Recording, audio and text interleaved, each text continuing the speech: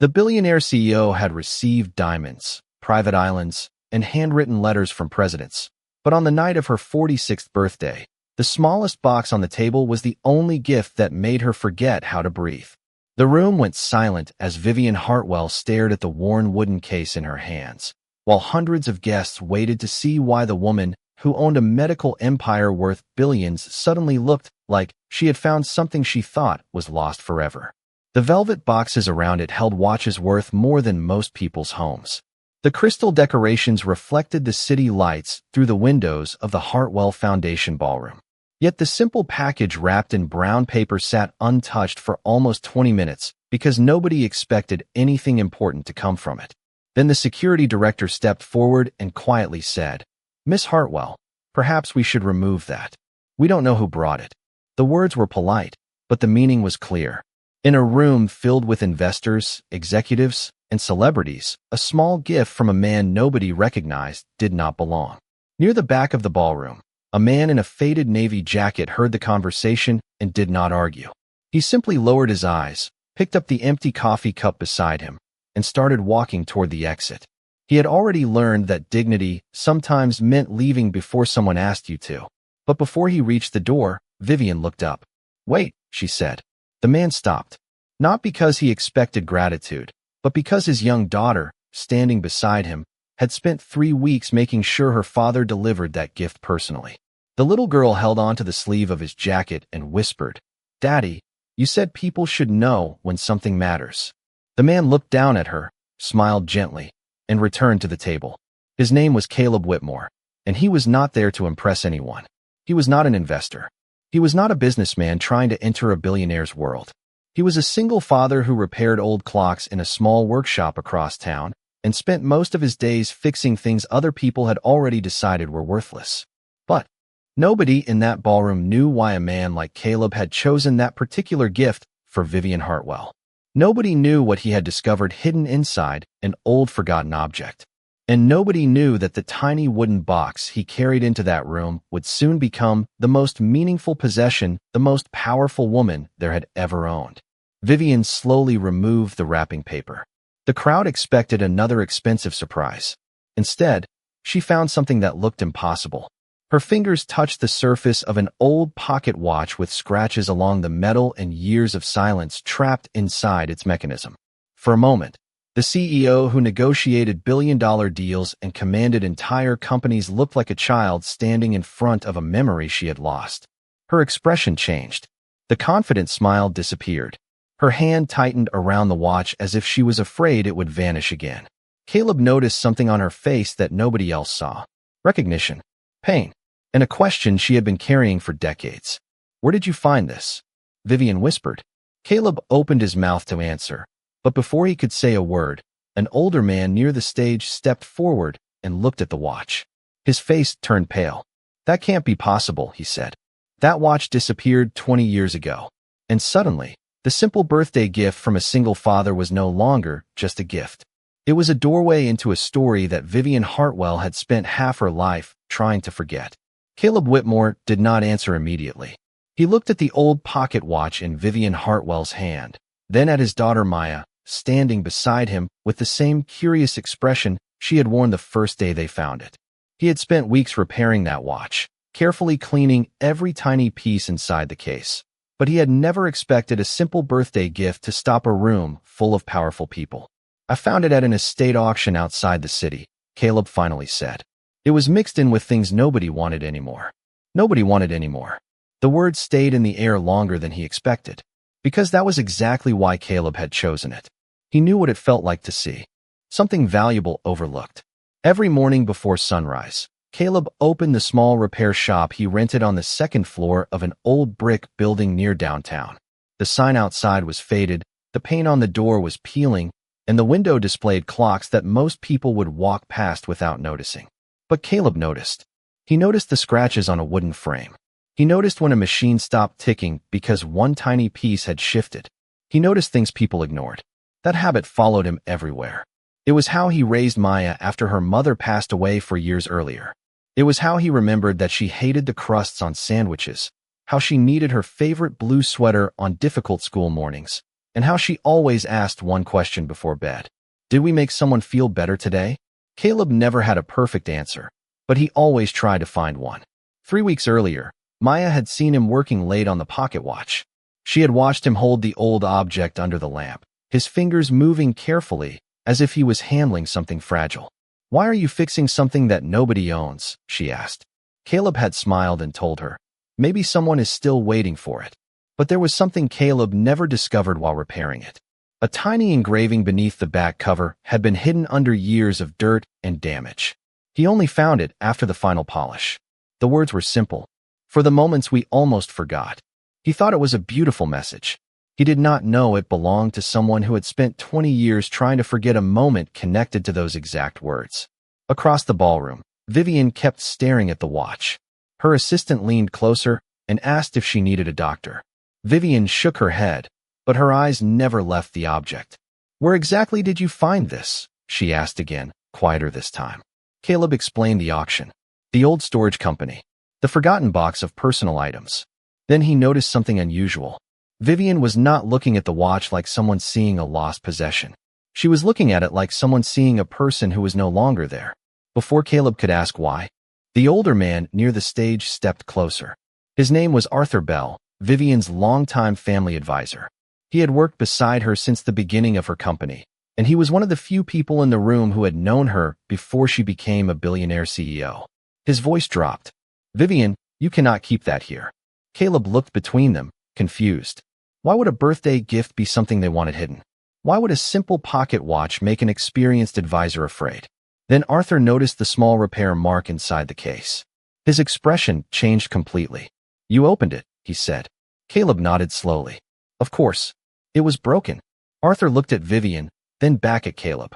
"Do you know what you repaired?" Caleb felt the room become heavier.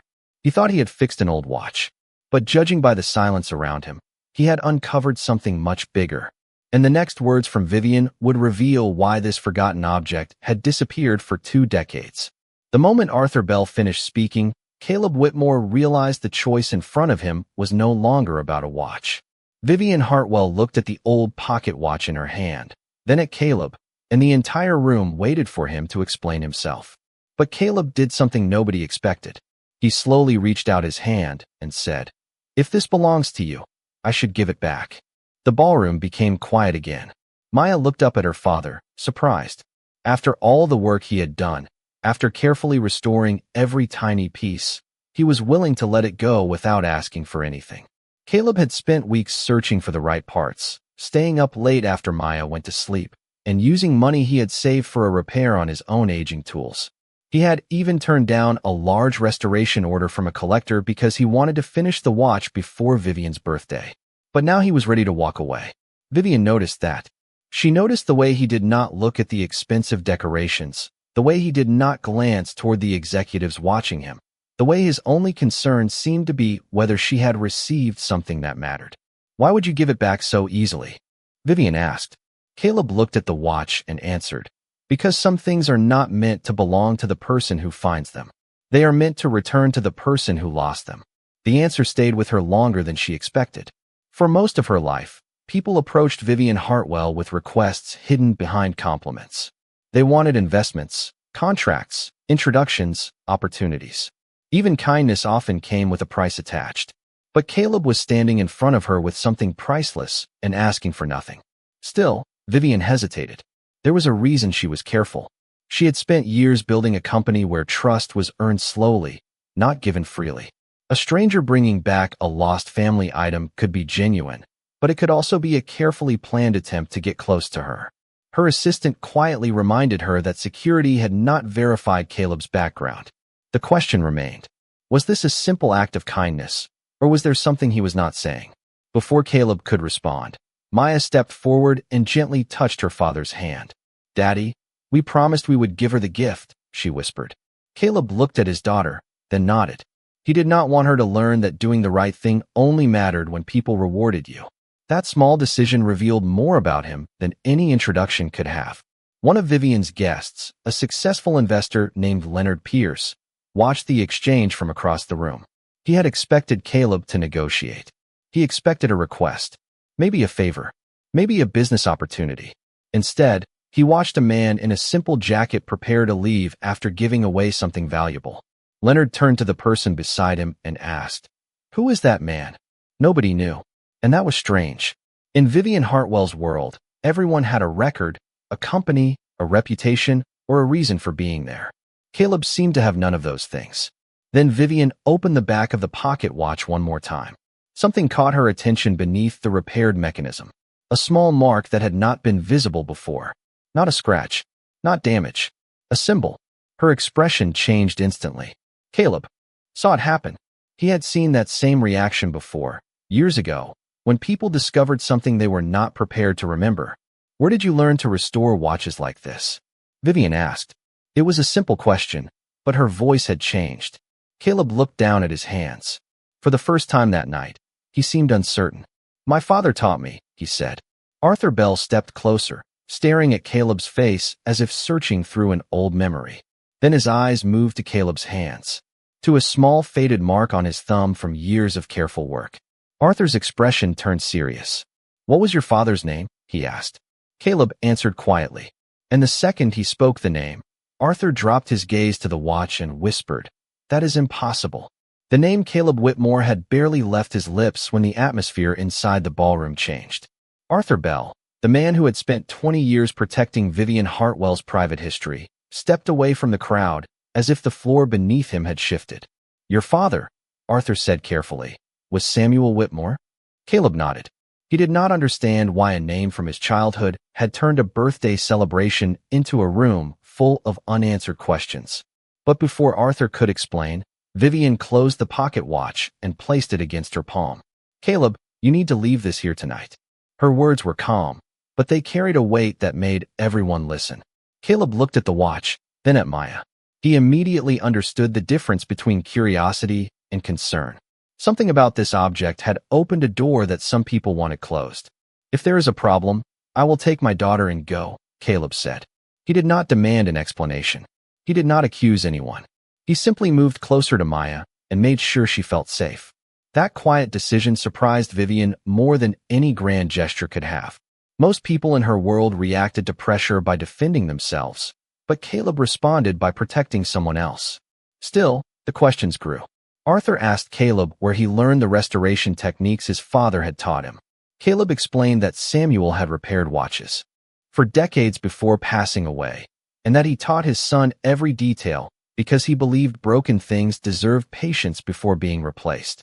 Leonard Pierce, the investor who had been watching from across the room, interrupted with a question that sounded polite but carried suspicion. "Mr. Whitmore, if you knew this watch had a connection to the Hartwell family, why did you not contact them before tonight?" The room waited for Caleb's answer. It was the kind of question that could easily make someone defensive. Instead, Caleb simply said, "Because I did not know." He explained that the watch had no public identification, no name attached, only a hidden message that appeared after he restored it. He believed he was returning a memory, not discovering a secret. Vivian watched him closely. She wanted to believe him, but she had spent years learning that appearances could be carefully created. Then Maya reached into her small backpack and pulled out something that made Arthur freeze. It was a photograph, an old picture Caleb kept because his daughter had asked about her grandfather. In the photo, a younger Samuel Whitmore stood beside a woman holding the same pocket watch. Arthur slowly took the picture with trembling hands. "Where did you get this?" he asked. "My father left it with his things," Caleb replied. "I thought it was just a family photo." But Arthur knew it was more than that.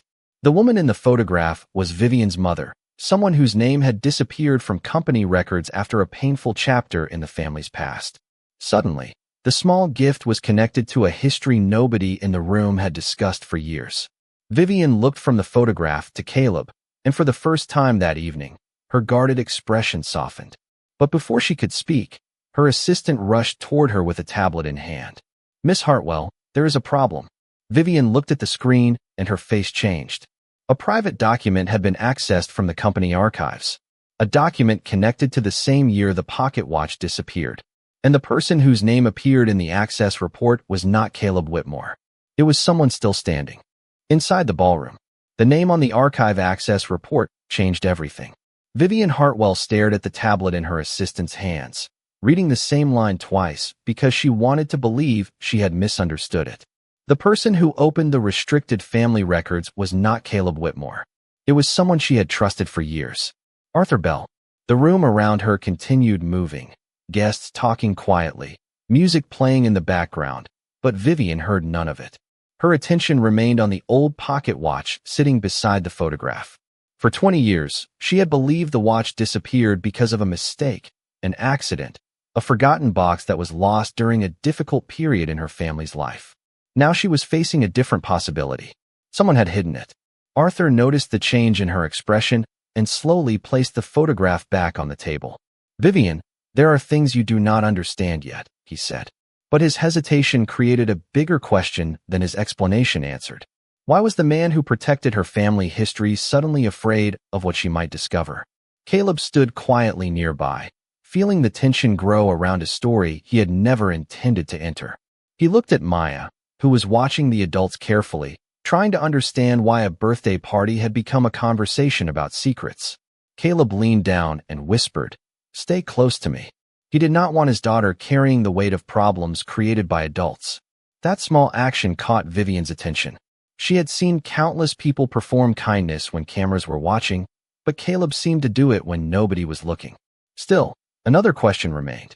If Caleb's father had been connected to her family, why had he never mentioned the Hartwells? Caleb explained that Samuel Whitmore rarely spoke about his past. He remembered his father as a quiet man who repaired watches, fixed old radios, and kept a small wooden box of memories in a drawer. He always said some stories belonged to the people who lived them, Caleb said. Those words made Arthur look away, because he knew Samuel had not just repaired watches. He had once been the person Vivian's father trusted with the most personal belongings in the family. But why had nobody ever told Vivian? Arthur finally admitted one piece of the truth. Years ago, before Hartwell Innovations became a global company, Vivian's father had struggled with a decision that divided the family. He had created a private collection of items that represented moments he never wanted his daughter to forget.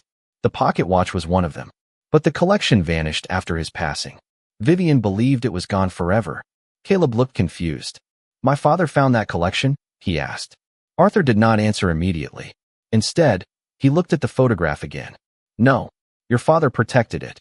The words changed the meaning of everything. Caleb had not discovered something valuable. His father had been guarding something important for decades. Before anyone could ask more, Vivian's assistant received another notification. This time, it was not about the archive. It was from the Hartwell Foundation's legal department. A request had been submitted to freeze access to all documents connected to the missing collection. Someone was trying to stop the truth from being found.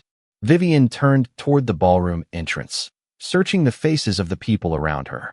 Then she saw a familiar figure quietly leaving the room.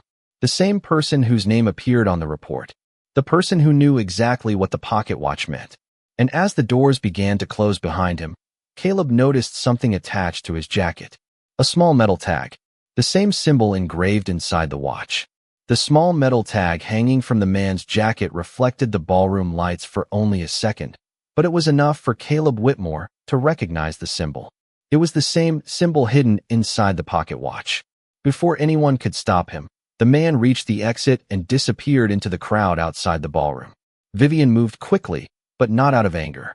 She moved because, for the first time in 20 years, she believed someone had been protecting a secret that belonged to her. "Who was that?" she asked. Nobody answered immediately, and the silence itself became the answer. Arthur Bell looked down, knowing the truth could no longer stay buried. "His name is Daniel Cross," Arthur finally said. "He worked with your father." Vivian's expression changed. Daniel was not a stranger. He was someone from a chapter of her life she barely remembered. A person who had disappeared shortly after her father's death. But why would he have access to the missing family collection? Why would he try to stop the records from being opened?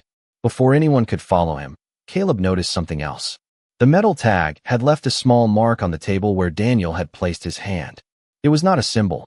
It was a number. Caleb carefully wrote it down before anyone touched it.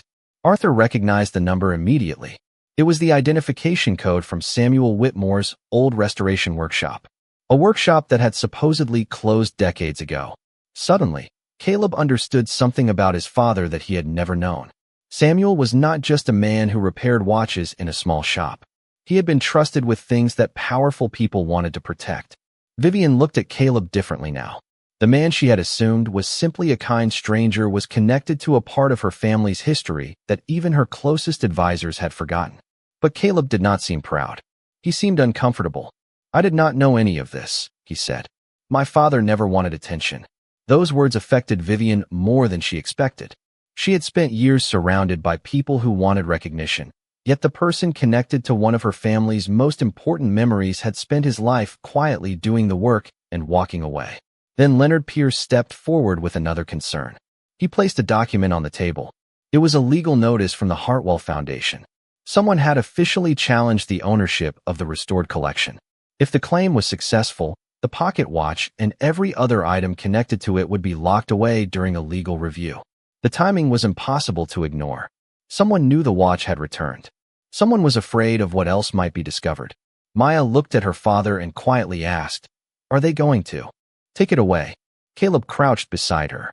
He did not promise things he could not control. He simply said, "We will do what is right, no matter what happens." Vivian heard those words. They were simple, but they revealed something she had rarely seen in her own world. A person willing to lose something valuable because protecting the truth mattered more. Then Arthur received a message on his phone. His face changed as he read it. "Vivian," he said quietly, "there is one more thing you need to know about Samuel Whitmore." Everyone waited. Arthur looked at Caleb with uncertainty. "Your father did not just repair your family's belongings." He paused. "He was the last person your father trusted before he made a decision that changed the entire Hartwell family." Vivian stepped closer, her eyes fixed on Caleb. "What decision?" Arthur opened the message again, revealing an old scanned document attached to the file. At the bottom was a signature Caleb had never seen before. But Vivian recognized it instantly. It was her father's signature beside one final instruction. And the name written as the person who would carry out that instruction was Caleb Whitmore's father. The document on Arthur Bell's phone changed the room before anyone spoke another word. Vivian Hartwell stared at the signature at the bottom of the page, recognizing the handwriting she had seen countless times growing up. It belonged to her father, but the name written beside his final instruction belonged to someone she had never expected. Samuel Whitmore, Caleb's father. For years, Vivian believed the people closest to her father had protected her from painful memories. Now she wondered if they had protected the truth from her instead. Arthur lowered the phone slowly. "Your father trusted Samuel with something important," he said. "Not because Samuel had power, because he had character." The words should have comforted Caleb, but they created a heavier question. Why would a billionaire founder trust a quiet repairman with a decision that could affect his entire family? Caleb looked at the document, then shook his head. "My father never told me." He was not trying to appear humble. He genuinely did not know. That made the situation even more complicated. Leonard Pierce, who had questioned Caleb earlier, now stepped forward with a different expression. The suspicion was gone, replaced by uncertainty. He had spent his career evaluating people by their achievements, their companies, and their influence. Yet the person holding the key to the Hartwell family's missing history was a man nobody in the room had even noticed an hour earlier. But the truth came with consequences. Vivian's legal team arrived at the ballroom within minutes after receiving the report about the disputed collection. The celebration that had been planned around gratitude and memories became a meeting about ownership, documents, and responsibility. The attorney explained that if the missing collection was connected to Samuel Whitmore's records, every item would need verification before anyone could claim it belonged to the Hartwell family. The pocket watch that had brought everyone together was suddenly placed inside a protective case. Caleb watched as the gift he had restored became evidence in a dispute he never wanted to be part of. Maya reached for his hand. "Are we in trouble?" she asked quietly. Caleb looked at her and gave the only answer he knew he could keep. "We are going to tell the truth." Vivian heard him. She noticed that even when the situation became complicated, even when he had every reason to protect himself, Caleb's first concern was not winning. It was doing what was right. But then Arthur revealed another piece of information.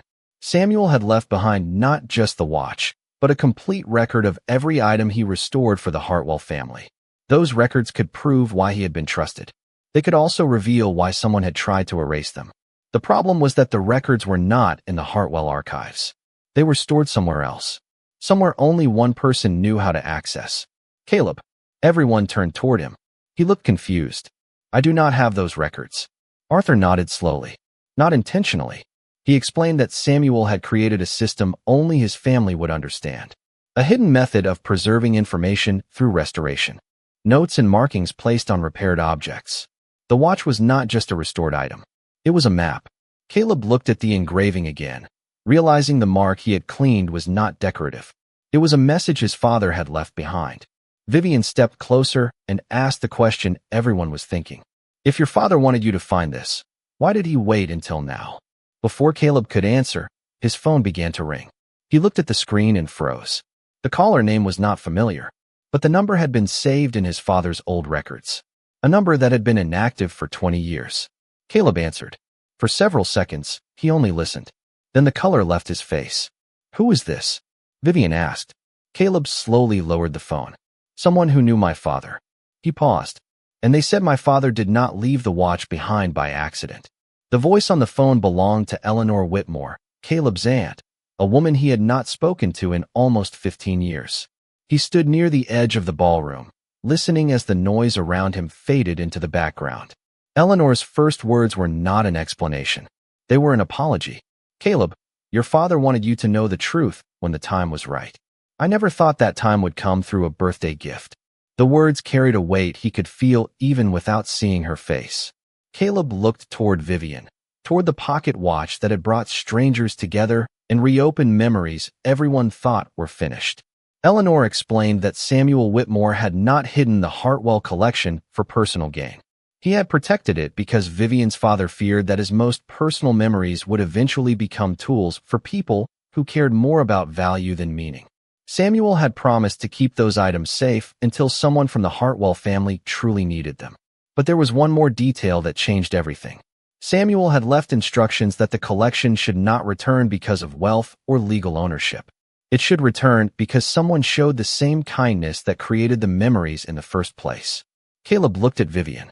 He understood then. The watch was never a test of who deserved it. It was a reminder of who people became when nobody was rewarding them. Vivian quietly asked Eleanor one question. Why did Samuel trust my father so much? There was a long pause before Eleanor answered. Because your father was the first powerful person he met who treated him like a person, not an employee. The answer affected Vivian deeply. She thought about all the years she spent building a company where people knew her title before they knew her name. She looked at Caleb and saw the same quiet dignity her father once recognized. The legal team remained in the room, waiting for a decision. The easiest choice would have been to keep everything inside the Hartwell family, protect the company image, and avoid questions. But Vivian surprised everyone. She asked the attorneys to prepare a public record confirming Samuel Whitmore's role and Caleb's right to represent his father's restoration work. Leonard Pierce looked at her with disbelief. You are choosing transparency over control? He asked. Vivian looked at the pocket watch and replied. Control is what people seek when they are afraid of losing something. Trust is what remains when they stop being afraid. Those words changed the room.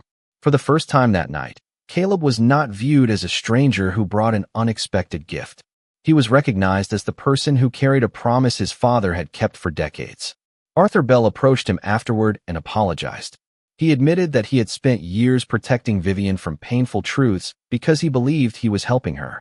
But he now realized he had also taken away her chance to understand the people who loved her family without expecting anything in return. Caleb accepted the apology, but he did not celebrate. He simply said, My father always believed people should fix what they can before it becomes too late. Later that evening, Vivian sat alone with the restored watch for the first time. She turned it over and noticed something she had never seen before. Inside the back cover, beneath Samuel's hidden marking, there was another message written in delicate handwriting. It was not from her father. It was from her mother. Vivian touched the words carefully, realizing the watch still held one final memory that nobody had discovered. And this time, the message was not about the past. It was about the future Caleb and Maya had unknowingly helped her find. The message hidden inside the pocket watch was only 5 words, but Vivian Hartwell read it again and again as if the meaning changed each time. Remember what money cannot hold. For most of her life, Vivian had believed her father's greatest achievement was the company he built, the hospitals he supported, and the thousands of people his work had reached. But sitting alone in her office that night, holding the same watch she once thought was just a lost family item, she finally understood something different. Her father had not been trying to leave behind a fortune. He had been trying to leave behind a reminder. The next morning, Vivian made a decision that surprised everyone at Hartwell Innovations. Instead of placing the restored collection in a private vault, she created a public archive dedicated to the people who helped build the company's history. Not executives, not investors, people whose names had never appeared in headlines. The first name added to the archive was Samuel Whitmore. The second was Caleb Whitmore. Caleb did not know how to react when he saw his father's name displayed beside the family that once seemed unreachable. He stood quietly in front of the glass display case while Maya looked up at him. "Grandpa helped someone?" she asked. Caleb smiled. "I think he helped more people than we will ever know." The small repair shop where Caleb worked also changed, but not in the way people expected. Vivian offered to fund an expansion, but Caleb refused to turn his father's legacy into a business opportunity built only around money. Instead, he asked for something else. A place where young people could learn restoration skills from older craftsmen whose knowledge was disappearing. Vivian agreed immediately. She understood why. Some things were valuable because they could grow, not because they could be sold. Months later, the old brick building where Caleb repaired clocks had a new sign outside. The workshop still had the same worn wooden door and the same small window facing the street. But now, inside, there were children learning how to fix broken objects instead of throwing them away. Maya became the first student to bring a clock from home. It was a small one with faded numbers and a loose hand. She placed it on the table and said, "Can we save this one too?" Caleb looked at the clock and smiled. "We can try." On Vivian's next birthday, she did not host a massive gala. She invited a small group of people instead. Caleb and Maya sat at the same table as employees, teachers, and families who had supported her journey. There were no expensive gifts that year. No diamonds. No luxury packages. Just handwritten notes and simple conversations. Before the evening ended, Vivian handed Caleb a small box. Inside was not the pocket watch. She kept that because it carried her mother's memory. Instead, it was an old photograph of Samuel Whitmore repairing a watch in his workshop. On the back was a message from Vivian. "Thank you for returning more than a watch. You returned a part of my family I thought was gone forever." Caleb looked at the photograph and placed it beside a picture of Maya. 2 generations. 2 memories. One reminder that the smallest actions could travel farther than anyone imagined. Years later, when people asked Vivian about the most valuable thing she ever owned, they expected her to mention her company or her achievements. She never did. She always reached for the same old pocket watch and smiled.